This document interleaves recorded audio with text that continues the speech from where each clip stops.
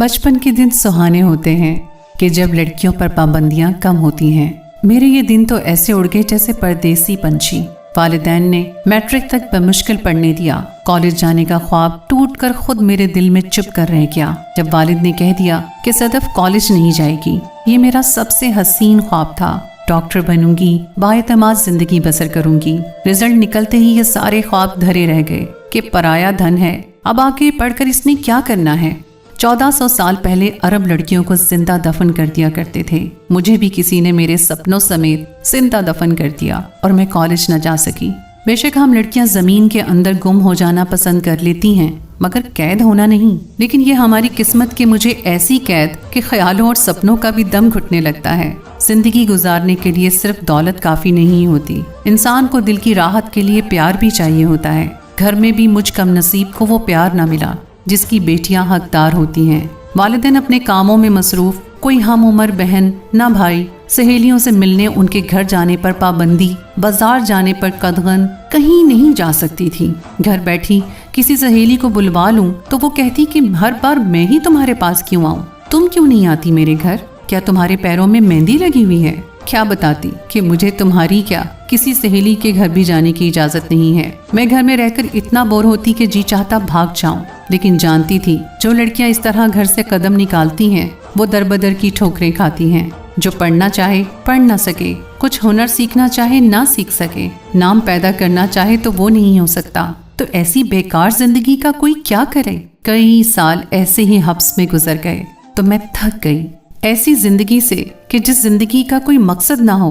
घर के काम काज में मसरूफ हो जाती तो थोड़ी देर के लिए वक्त की बेरहमी का एहसास मिट जाता। जब काम खत्म हो जाते तो मैं हाथ पे हाथ रख के बैठ जाती तो हाथ ही मुझसे सवाल करते कि क्या हमें इसलिए बनाया गया था कि हम कोई आला काम सरंजाम न दें, बल्कि खुद को बेकार से कामों में खपा कर बेकार हो जाएं। अब्बू का मिजाज बहुत तेज था। रिश्तेदार भी सहज सहज कर हमारे घर कदम रखते थे। चची मोमानी सभी अच्छे थे, लेकिन मेरे वालिदैन के रवैये ने मुझे जकड़ रखा था। सोचती थी कि घर वालों की सख्तियां ऐसी ही रही तो मेरे दिल के जख्म कब भरेंगे। तन्हाई से मेरा कश्तो खून कब तक जारी रहेगा। एक मशरकी लड़की को मगर ये सब कुछ बर्दाश्त करना पड़ता है। पप्पो तसल्ली देती कि ये सब तुम्हारे भले के लिए है। ईद का दिन मेरे लिए सबसे जालिम दिन होता था, जब सभी अपने अजीजों रिश्तेदारों से मिलते और मैं घर में अकेली होती। कोई अगर ईद पर घर आ जाता तो मुझे फौरन दूसरे कमरे में जाना पड़ता था। मुझे हिदायत थी कि किसी रिश्तेदार लड़के के सामने नहीं आना, ऊंची आवाज से बात नहीं करनी, तुम्हारी आवाज कमरे से बाहर नहीं आनी चाहिए, ज्यादा हंसना ज्यादा बोलना सब मना है, तो सांस लेना मना क्यों नहीं। ईद पर मेरे लिए कपड़े बन जाते, लेकिन मैं ये कपड़े पहनूं तो इस खूबसूरत लिबास को देखेगा कौन। लड़कियां तो एक दूसरे का लिबास ही देखती हैं और मैं गूंगी होती जा रही थी, बोलने से भी डरती थी। अब मैं बंद कमरों में दीवारों से काम करने और कहीं घूमने ना जाने की आदी होती जा रही थी। मोहल्ले की लड़कियां मगरूर और घमंडी कहती थीं। तब मुझे यही एहसास होता था कि मैं एक जीती जागती हसीन मूर्ति हूँ कि माँ बाप ने जब चाहा अपनी मर्जी से इधर उधर सजा दिया। अगर मैं जीऊं तो उनकी इजाजत से, मरूं भी तो उनकी मर्जी से। ऐसे में बागी सोचें हर वक्त मुझ पर वार करती थीं, मगर मैं जानती थी कि बागी सोचों की रथ पर सवार होकर घर की दहलीज पार करते ही उनकी बर्बादी का आगाज हो जाता है। कहते हैं जिंदगी बहुत मुख्तसर है। सोचती थी कि इस मुख्तसर जिंदगी में मुझे मेरे घर वाले कभी ऐसा कोई काम नहीं करने देंगे जिससे मेरी रूह की तस्कीन हो, मेरी शनाख्त कायम हो और लोग मेरे अच्छे और तख्लीकी कामों की वजह से पहचाने। मैं पढ़ लिख कर कुछ बनना चाहती थी, मगर कॉलेज ना पढ़ने देने की वजह से मैं रिश्तेदार लड़कियों से कहीं पीछे रह गई। मुझे तस्वीरें बनाने का शौक था। माँ मेरी बनाई हुई तस्वीरों को आग दिखा देती कि ये एक बेकार और शैतानी काम है। शेर व शायरी भी मुझे अच्छी लगती। माँ कहती ये लड़कियों को जेब नहीं देती, ये इनको बेहयाई सिखाती है। वो दीवाने गालिब को मेरे हाथ से छीन लेती। गर्ज के उन दिनों मेरी जिंदगी में खुशी नाम की कोई चीज न रही। एक फुफ्फो मेरा वाहिद सहारा थी। समझाती कि ये सब तेरे भले के लिए है, माँ बाप तेरे दुश्मन नहीं, वो तुझे ऐसा रखना चाहते हैं जैसे सीप में बंद मोती, ताकि तेरी आबोताब कायम रहे, इस मोती की आप को कोई चुरा न ले जाए। तुम सिर्फ इस बात को समझ लो कि लड़कियों की कदर सिर्फ शौहरों के पास होती है। अगर उनको खबर हो जाए कि जो मोती उसने अपनी पगड़ी में सजाया है और उसकी आप कोई चुरा कर ले गया है, तो फिर वो भी उस मोती को कंकड़ समझकर पैरों तले रोन देते हैं।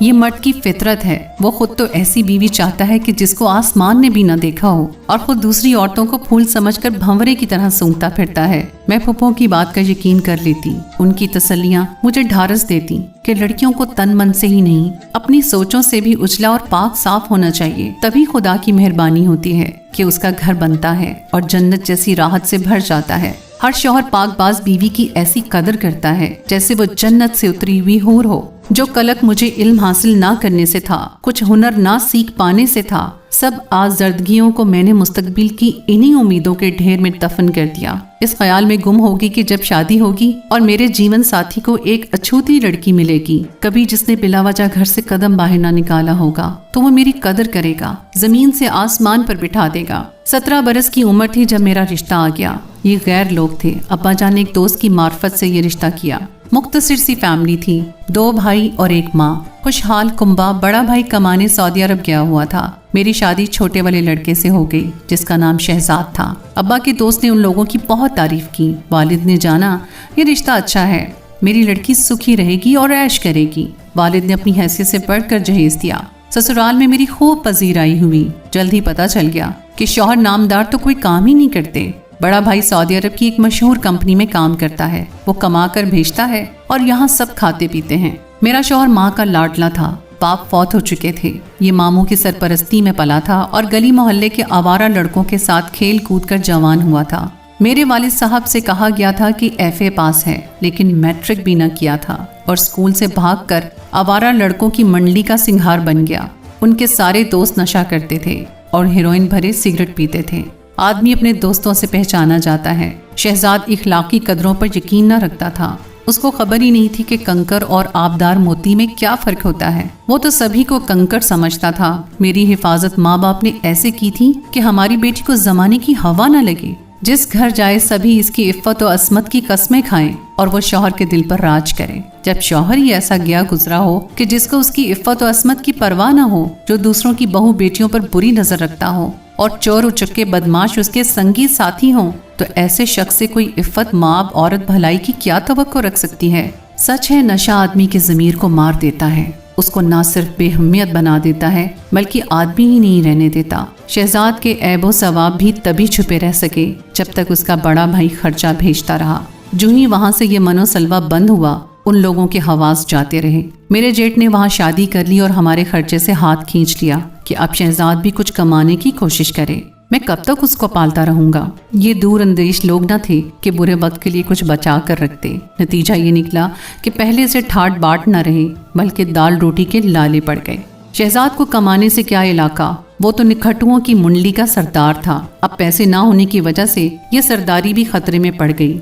सास बात बात पर मुझसे उलझने लगी कि जब से तुम आई हो हम पर बुरे दिन आ गए हैं। मैके वालों से कहो कि इस बुरे वक्त में दामाद का साथ दें। वालिद साहब को हालात का अंदाजा हुआ तो वो माली मदद करने लगे। 2 साल तक उन्होंने हमारा खर्चा उठाया। अब पता चला कि शहजाद तो कमाने का ढंग जानता ही नहीं है, पढ़ा लिखा भी नहीं है कि कहीं मुलाजमत दिलवा देते। शहजाद के मामू ने सर खा लिया कि अब शहजाद भी कुछ कमाए। उन्होंने अपनी जमा पूंजी से दुकान डाल कर दी। भांजे ने चंद माह में ही सारा माल उड़ा दिया और दुकान बैठ गई। मामू ने जूता उठा लिए कि अब जो करो मजदूरी करो, मगर कुछ भी कमा कर लाओ ताकि 2 वक्त की रोटी का बंदोबस्त खुद करो। नाचार एक लंगोटिए यार को खत लिखा जो लाहौर में रहता था। उसने कहा, यहाँ मेरे पास आ जाओ तो कुछ सबील कर पाऊंगा। सास बोली, बीवी को साथ लेकर जाओ, मुझे तुम्हारा एतबार नहीं, ऐसे तो और बिगड़ जाओगे। फिर वहाँ कौन तुमको पका कर देगा, कितने दिन होटलों का खाओगे, बीमार पड़ जाओगे। उन बेचारी ने अपने जेवर बेचकर शहजाद की जेबें भर दी कि परदेश में किराए का घर लेगा, बहू के साथ ठोकरे ना खाता फिरे और जब तक वहाँ काम मिलेगा खर्चा भी तो करना होगा। रकम जेब में डालकर मेरे साथ लाहौर ज़ेब नामी दोस्त के पास आ गए जो अकेला रहता था। वहाँ ही उसके साथ मुझे ठहरा दिया। पता चला कि ये तो मंशियात का कारोबार करता है और बड़े लोगों से इस वजह से जान पहचान है कि उनकी अयाशी के इंतजामात करके रकम कमाता है। ऐसे शख्स को उर्फ आम में लोग दलाल कहते हैं। उसके घर कई तरह के बदकुमाशों का आना जाना लगा रहता और शहजाद मुझसे कहते कि ज़ेब के मेहमानों के लिए चाय और खाना वगैरह तुम बनाओगी, तभी वो मुझे किसी काम पर लगवाएगा। उफ, ऐसा गलत माहौल कि कभी तसव्वुर भी ना किया था कि ऐसी जगह पर रहना पड़ेगा। मेरा तो दम घुटता और कलेजा मुंह को आता था। ज़ेब खान उस बाजार से लड़कियां लाता और आगे अयाश किस्म के सेठों को पहुंचाता। किस कदर घिनौना कारोबार था। जल्द ही मुझे अपनी भी इज्जत खतरे में नजर आने लगी कि शहजाद ने गोया मेरी हिफाजत से ही हाथ उठा लिए थे।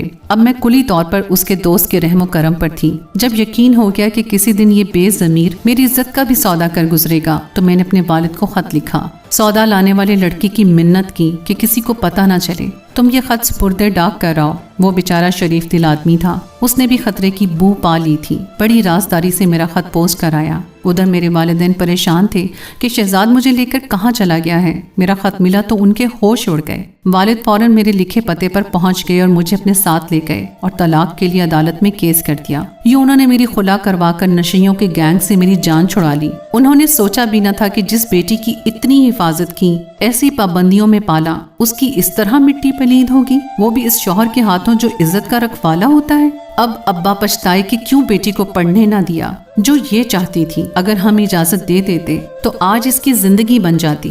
क्या खबर इसके अंदर कोई डॉक्टर, इंजीनियर या अदीब छुपा हुआ होता, लेकिन शायद मेरी किस्मत ही ऐसी थी। अब कहते हैं पढ़ो जहाँ तक पढ़ना चाहोगी, मैं ना रोकूंगा, लेकिन मेरा दिल अब बुरी तरह टूट चुका है। काश वो उस वक्त समझ लेते कि अगर बेटी में सलाहियत हो तो उसको पढ़ने और आगे बढ़ने से नहीं रोकना चाहिए, वरना ये आबदार मोती अगर शौहर अच्छा ना मिले तो कंकर ही बनकर रह जाता है। तो दोस्तों, ये थी हमारी आज की कहानी। उम्मीद है आपको आज की कहानी पसंद आई होगी। अगर आपको पसंद आए तो इसे लाइक जरूर कीजिए और अपने दोस्तों के साथ शेयर कीजिए। हमारे चैनल को सब्सक्राइब कीजिए और साथ ही लगे बेल आइकन को भी प्रेस कीजिए। नेक्स्ट वीडियो तक के लिए मुझे इजाजत दें। अल्लाह हाफिज।